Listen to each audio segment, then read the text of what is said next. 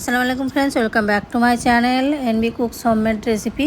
நான் இன்றைக்கி உங்கள் கூட ஷேர் பண்ண போகிற ரொம்ப சிம்பிளான ஒரு மேங்கோ ரெசிபி. ரொம்ப சிம்பிளாக இருக்கும், சூப்பராக இருக்கும். நீங்கள் கண்டிப்பாக ஒரு தடவை ட்ரை பண்ணி பாருங்கள்.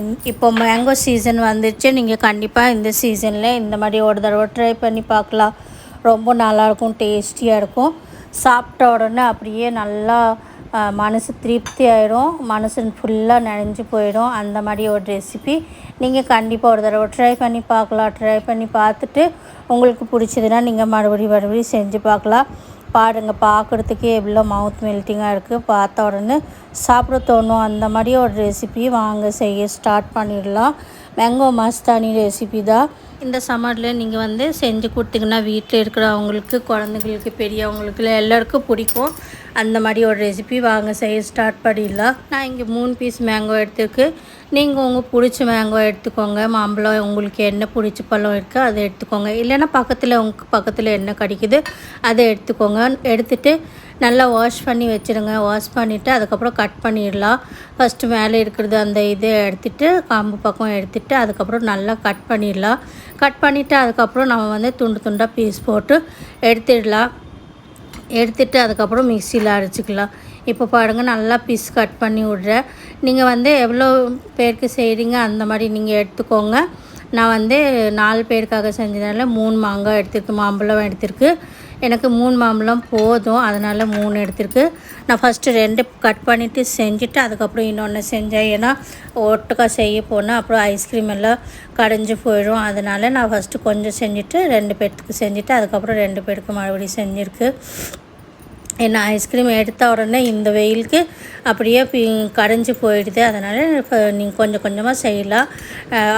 நீங்கள் வீட்டில் செய்கிறீங்கன்னா நீங்கள் எல்லாருக்கும் ஒட்டுக்கா செஞ்சிடலாம்.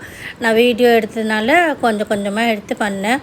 ஏன்னா கடைஞ்சி போயிடுச்சுன்னா அப்புறம் ஃபுல்லாக நல்லா இருக்காது. சில்லுன்னு சாப்பிட்டா தான் நல்லாயிருக்கும். ஐஸ்கிரீம் அப்படியே கட்டியாக சாப்பிட்டா தான் நல்லாயிருக்கும். ஐஸ்கிரீம் குழஞ்சி போயிடுச்சுன்னா நல்லா இருக்காது. இப்போ பீஸாக துண்டு துண்டாக நான் கட் பண்ணிவிட்டு நல்லா ஸ்கூப் பண்ணி ஸ்பூன் வச்சு எடுத்துட்டேன். ஃபுல்லாக சதையெல்லாம் எடுத்துட்டு அதுக்கப்புறம் மிக்சியில் அடிச்சுக்கலாம். நீங்கள் என்னோடய சேனல் புதுசு பார்த்துட்டு இருந்தீங்கன்னா கண்டிப்பாக என்னோடய சேனல் சப்ஸ்கிரைப் பண்ணிக்கோங்க. சப்ஸ்கிரைப் பண்ணிங்கன்னா பெல் ஐக்கன் ஆல்லே அமுத்திக்கோங்க. ஆல்லே அமுத்திட்டீங்கன்னா புதுசு ரெசிபி போடுறோம் அப்போது உங்கள்கிட்ட சேர்ந்துச்சுன்னா நீங்கள் பார்த்துக்கலாம். அதுக்கப்புறம் லைக் பண்ணிக்கோங்க, கமெண்ட் பண்ணிக்கோங்க. ஃப்ரெண்ட்ஸ் அண்ட் ஃபேமிலிக்கு ஷேர் பண்ணிக்கோங்க. உங்களோட ஒரு லைக், ஒரு கமெண்ட் எனக்கு ரொம்ப விலை மதிப்பானது. நீங்கள் கண்டிப்பாக லைக் கமெண்ட் பண்ணிக்கோங்க. சில பேர் பார்க்குறாங்க, லைக் கமெண்ட் எல்லாம் பண்ணுறதில்ல. நீங்கள் லைக் கமெண்ட் பண்ணிங்கன்னா எனக்கு கொஞ்சம் மோட்டிவேட் ஆகிடும் நெக்ஸ்ட் வீடியோ போடுறதுக்காக. அதனால் கண்டிப்பாக நீங்கள் லைக் கமெண்ட் பண்ணிக்கோங்க. இல்லைனா உங்களுக்கு வேறு ஏதோ கொஸ்டின் கேட்கணும் அப்படின்னா நீங்கள் கேட்டுக்கலாம் கமெண்ட்டில். நான் அது கூட உங்கள்கிட்ட சொல்லுவேன். இப்போ தான் ஒரு 2-3 நாட்கள் முன்னாடி என்னோடய ஒரு ஃப்ரெண்டு கேட்டிருக்காங்க, ஒரு சப்ஸ்கிரைபர் கேட்டிருக்காங்க என்ன மசாலா போடுறேன்னு பிரியாணிக்கு. அவங்களுக்கு தெரியணும், அதனால் நான் அப்படியே சொல்லியிருக்கு என்ன மசாலா யூஸ் பண்ணியிருக்கு அப்படின்னு. அதே மாதிரி நீங்கள் ஏதோ கேட்கணுன்னா கேட்டுக்கலாம்.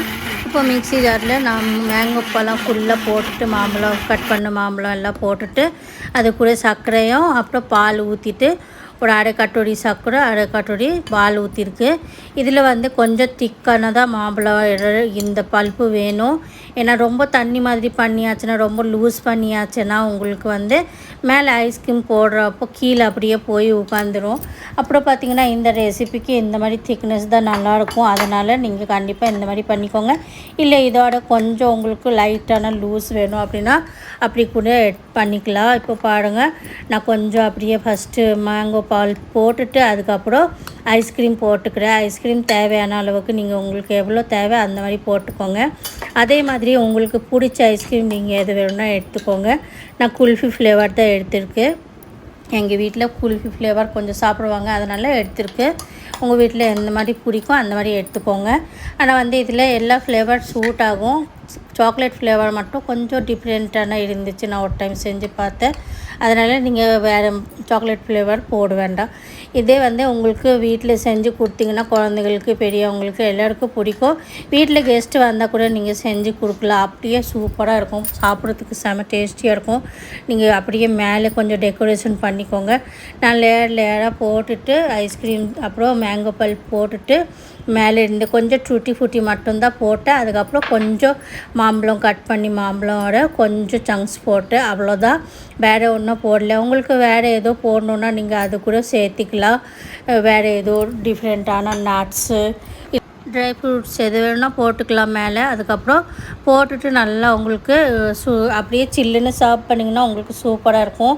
கெஸ்ட்டு வந்தால் கூட நீங்கள் கொடுக்கலாம். இல்லைன்னா குழந்தைங்களுக்கு பெரியவங்களுக்கு இந்த சம்மர் டைமில் லீவ் இருக்குது ஸ்கூல் குழந்தைங்களுக்கெல்லாம் செஞ்சு கொடுத்திங்கன்னா அவங்களுக்கு நல்லா சந்தோஷமாயிடும். நீங்கள் கண்டிப்பாக ட்ரை பண்ணி செஞ்சு கொடுங்க. பாருங்கள், பார்த்த உடனே மவுத் மெல்ட்டிங்காக இருக்குது, எவ்வளோ அழகாக இருக்குது, சாப்பிட்டு தோணும் அந்த மாதிரி ஒரு ரெசிபி.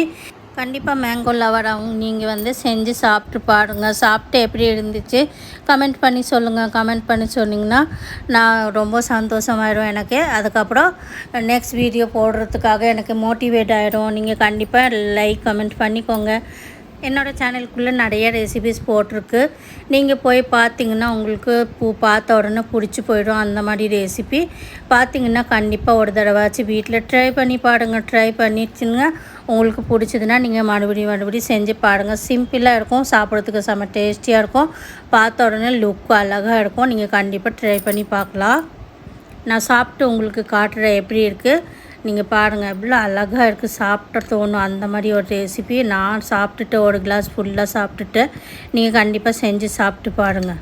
அப்படியே மவுத் மெல்ட்டிங்காக இருக்குது. நீங்கள் கண்டிப்பாக ட்ரை பண்ணி பார்த்துட்டு பிடிச்சதுன்னா என்னோடய சேனல் சப்ஸ்கிரைப் பண்ணிக்கோங்க. சப்ஸ்கிரைப் பண்ணிங்கன்னா பெல் ஐக்கன் ஆல்ல அமுத்திக்கோங்க. ஆல்ல அமுத்தினீங்கன்னா நான் புதுசு ரெசிபி போடுறப்போ உங்ககிட்ட வந்து சேர்ந்துச்சுன்னா அதுக்கப்புறம் பார்த்துக்கோங்க, லைக் பண்ணிக்கோங்க, கமெண்ட் பண்ணிக்கோங்க. ஃப்ரெண்ட்ஸ் அண்ட் ஃபேமிலிக்கு நிறைய ஷேர் பண்ணிக்கோங்க. தேங்க்யூ ஃபார் வாட்சிங்.